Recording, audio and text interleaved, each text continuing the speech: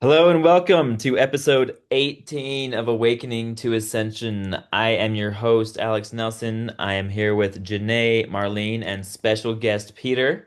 Our topic today is practitioners who rely heavily on intuition.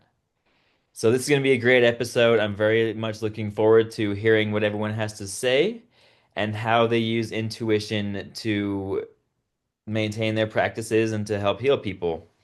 So, Peter, what are your modalities and what are the most important things about using intuition for your practices?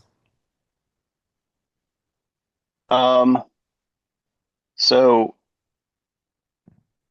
early in my life, it would have been through dreams and visions, which those started around, I want to say 7 years old, 5 to 7 years old. And I did not understand them.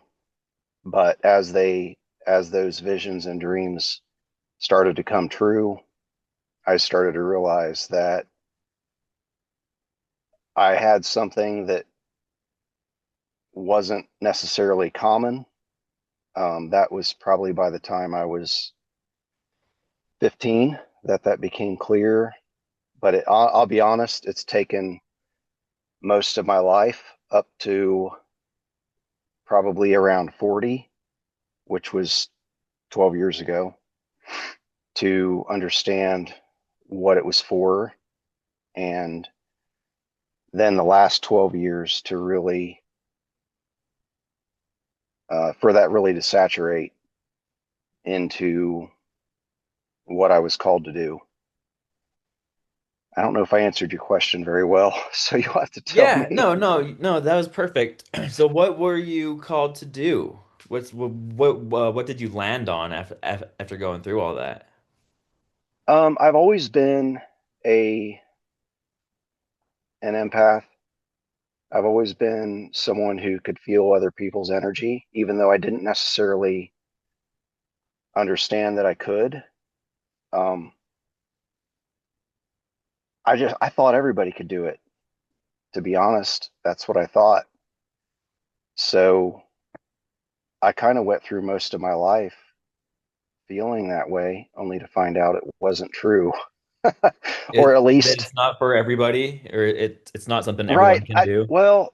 And I honestly, I think most of it, I think the blockades are ego and status quo. Um, and I'm speaking about other people.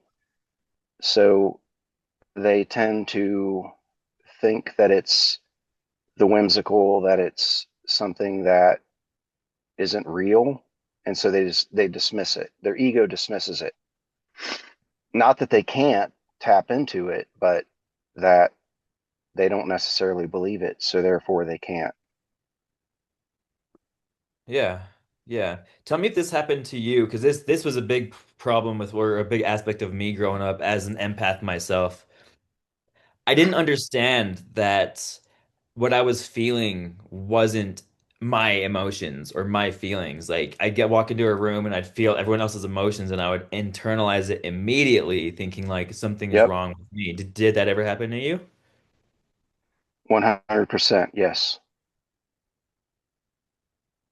Nice. Okay, so I'm not alone on that one. That's good. Yes, Janae?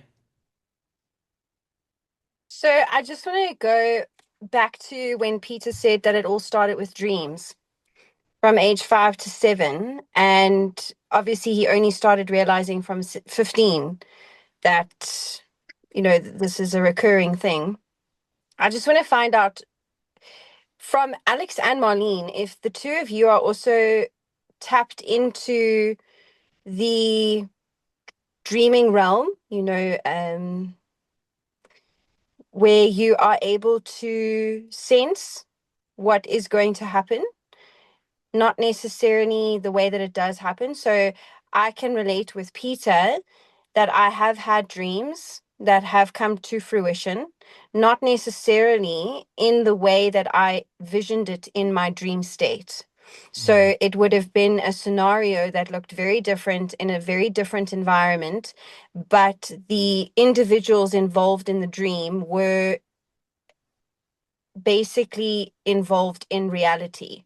So I just want to find out from you two if you've ever had an experience where you have had a dream or even lucid dreaming, which is also something that I am able to do. I can go into a dream, I can control the dream, I can come out of a dream, wake up, become conscious, and go back into the same dream and continue. So I think it's quite an interesting topic. So just checking on everybody on that front would be interesting.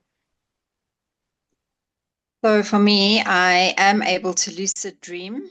I can stop my dream, get up, go to the bathroom, come back, get back into the dream, and continue.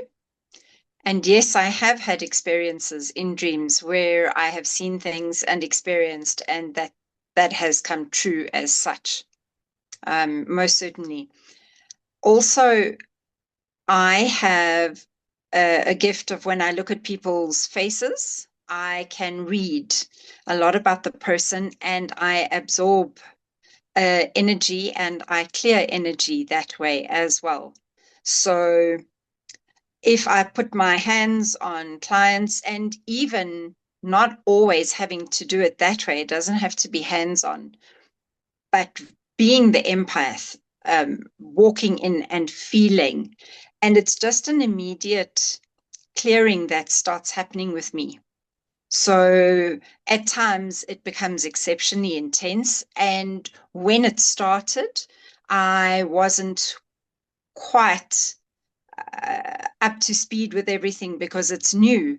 And so when I got those energies as well, just as Alex was saying, asking, what did you know what was happening? And it's like, no, you don't know. I didn't know at the time. And as the time went on, it became easier to read and intuit the messages and the feelings. So it takes practice and time and believing in yourself and almost like following the breadcrumbs of every little thing that happens, the nuances, reading into those nuances and then holding that and growing from that. Okay, yeah. So with dreams, I I have been able to do the like falling back into the same dream. I mean, these things have happened, or like the lucid dreaming. And I guess some things that would come to fruition, but they were always very symbolic, right? So it's not exactly as it happened in the dream, and I'm never able to do this stuff intentionally. I mean, well, for the okay, so when the movie Inception came out, this I was able to like go into a dream within a dream, and I was just like trying to mimic what they were doing in the show or in the movie.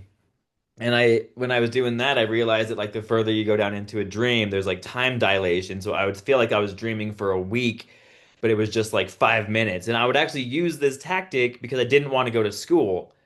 I'd like hit the snooze button and I'm like, all right, dream within a dream within a dream within a dream because I don't want to get up and go to school. But that was like the only time I've had very much control over my dreams. I mean, you'll get like the ones every now and then where like you can fly and it's cool and you're like flying and then you like lose control and you suddenly can't fly. Um, but I haven't really been able to control them as well as I would like to. And I know I guess there are tricks to it, like becoming aware that you're dreaming by like trying to like check your watch or like flip on a light switch, like different things, or like look at your hands apparently as a way to lucid dream because like you just start noticing you're in a dream, you don't wake up. So like those are my experiences with dreaming. I don't like I find them very, very powerful, and I think that we wake up like we're all living multiple lives simultaneously. And when you go into a dream, you're actually just waking up in a different lifetime or a different timeline where you're like a different dimension or whatever. And like if you were ever to like die, then you would just wake up somebody else somewhere else. You know, like there's no end. We're just constantly in the same, we're just constantly going all at the same time. And this life feels very like mundane because our consciousness is like stuck to this timeline, I think as like a calibration tool. Because like I think every night we see go up into the heavens, we see everything. We're like, oh, this is like so awe-inspiring. But if we lived like that all the time, we wouldn't appreciate it, right? So like checking ourselves and coming back into this reality that's like, I mean, it's 3D Earth, like the fuck, bro. Sorry. We usually don't swear on this show. Anyway. Anyone else have any input on that one? Go ahead, Janae. Alex, I absolutely love doing this with you every single day because it's so heartwarming to be a part of a community that sees you after so many years of feeling alone, and now you're just a part of this tribe. I'm in heaven. But I actually just wanted to say, so Peter specifically is psychic and he practices telepathy. So he actually picked up on some things. So we've been in conversation between ourselves, and he lives all the way in the United States of America, and I'm all the way here in South Africa. And he sends me a message. He's like, Shanae, were you thinking this? So I'm like, how do you know that? So I want to go into this telepathy thing because I think it's beautiful and he can explain because it's such a beautiful gift. So that based on intuition, let's hear what Peter has to say about telepathy and if he has any tips on anybody, what it feels like, how you make it feel more heightened, become more powerful. Let's go. Go, Peter. Okay. Uh, okay. So telepathy is, I would say, this newest strand of it. I've known I've had it, but it was limited to previously. It was limited to being able to sense someone else's energy. Sometimes I could see bits and pieces of their past. I could see pain points. I could see uh, snapshots of their childhood. It's fairly new. I'll say that this is a recent development. So like I was able to read I was able to read Janae, sorry. Um, a thought that she had at one point. I'm not going to say what it is because that's her business and she can bring it up if she wishes to. But I picked up on something and so I just said it to her and she was like, actually, yeah. So, but that this has been very new for me, and I will say that I am in contact with others who are much more gifted than I am in that area. Um, that's not something I necessarily have specialized in the past, but it's been pretty exciting in the last, we'll call it a month.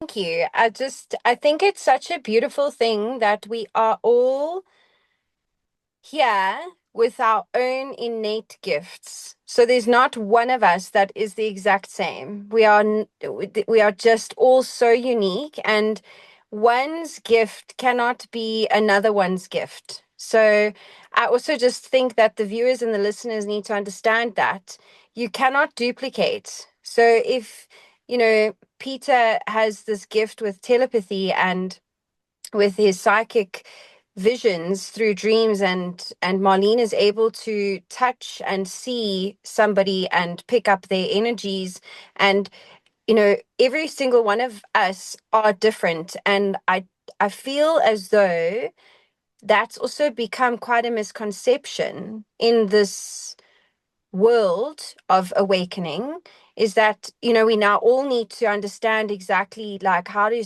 do this and how to do that. And I think that you must just understand that you are beautiful and you are unique, and you just need to tap more into something that's a little bit more highlighted in your world. Yes, Alex. Yes, well, 100%. So I love that so many people's abilities are coming online and in their own unique and different ways. What I would love to see is getting these people like in groups and just like test their abilities off with each other, right? And like get to know each other's and like see how they're uniquely different rather than every single person that has a disorder or something unique about them. They get put on, pharmaceuticals, put in this box, put into a special classroom so that they can do their difference and they won't, they kind of remove them from society and set them up to fail rather than nurturing these different abilities and gifts. And I'm really looking forward to the next generation of, well, okay, so this is kind of I mean, I feel sorry for like the next generation of humans because like I'm sorry we didn't set you up as well as we could have. We're kind of just repairing what has happened from our generation from our parents. But like because the next generation they're coming online with just such a stronger head on their shoulders and like things they were given like classified as like autistic or different disorders like they're actually gifts and like special abilities. So like I am stoked to see like what they do with this and I'm trying to do my best to set them up the very best that I can. Janae? Just to touch on the generation that's coming in. So Mason, my son, who's 7, he's been gifted since he was little. And I think as awakened parents, conscious beings, we are tapping more into nurturing their gifts and understanding more that their world is completely different to what ours was when we were their age. So something that's, I said it to Marlene, I saw her, and I said to her, I was like, oh my gosh, I'm getting all of these downloads and all of these messages, and we call them downloads. Those of you that don't understand, as intuition, how we receive things is through a download, and those downloads look very different. So Peter sees them through visions. I see them through visions, but I also just almost become a conduit of message. So I have no idea how it's coming out, but I'm just speaking. Marlene has experienced it firsthand, and I'm just going and I'm seeing things, and I'm not in control of my verbal vocabulary, but it's just coming. So, with regards to that, I've been receiving these downloads where I'm being called to nurture telepathy and telekinesis with Mason, and that's what we are doing. So I'm actually doing lessons with him where we are focusing our energy and our attention on that, because I've been told that is something that he needs to tap more into. Because he's 7, he wouldn't receive that download and just come to me and say, "Mommy, I need to do this." So as a conscious parent, and if you have children, you can see that they are gifted. Nurture it and speak to them, ask them, show them, guide them. And if you're unsure, speak to somebody who could assist in that area. So I just wanted to really add on that. Excellent. Did you want to Mm. add anything, Marlene, before we wrap up? What I would like to say is, following on from what Janae said, is that parents should always be there to support and nurture, not to think of their children as crazy or kind of close their gifts off, shut them down, say things that are not on the nurturing side of those gifts and the growth side. Because I think when parents are not aware as well, they poo-poo things and say, no, that's not the way it is. So when children see their imaginary friends and speak to them, they say, no, there isn't such things, stop doing that. And I believe that that is really not conducive at all. Rather be there to support and nurture them. Absolutely, couldn't agree more. I'd like to thank everybody for watching. That's all the time we have for today. Make sure to like and subscribe if you enjoy the content. And if any intuitives are watching, drop in the comments how you rely on intuition for your practices. Very special gang thanks to Peter for joining us today. It was very awesome having you on the show. And have a wonderful rest of your day. Thank you.